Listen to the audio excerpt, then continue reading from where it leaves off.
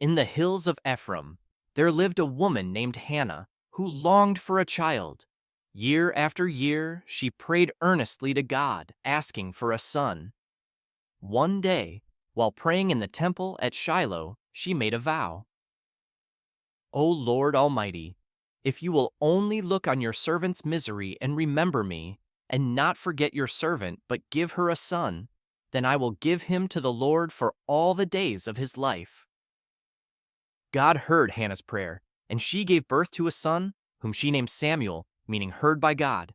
True to her promise, when Samuel was old enough, Hannah brought him to the temple and dedicated him to the Lord's service. The priest Eli took Samuel in and raised him in the house of the Lord. As a young boy, Samuel served faithfully in the temple under Eli's guidance. One night, while Samuel was sleeping, he heard a voice calling his name. Thinking it was Eli, he ran to the priest and said, "Here I am, you called me?" But Eli had not called him and sent Samuel back to bed. This happened 3 times, and on the third time, Eli realized it was the Lord calling the boy. He instructed Samuel to say, "Speak, Lord, for your servant is listening."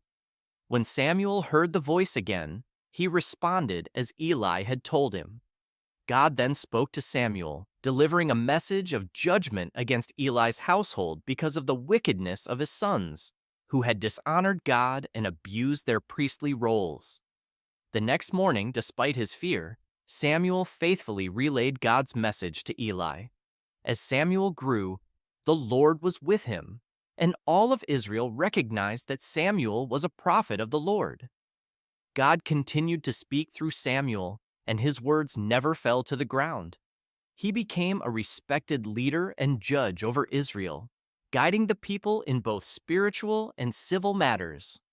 During Samuel's time, the Israelites demanded a king to rule over them, like the other nations.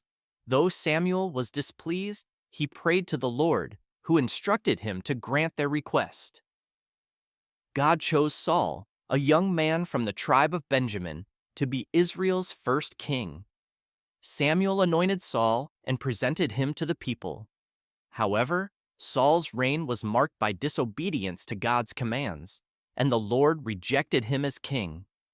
Samuel, grieved by Saul's actions, was sent by God to anoint a new king.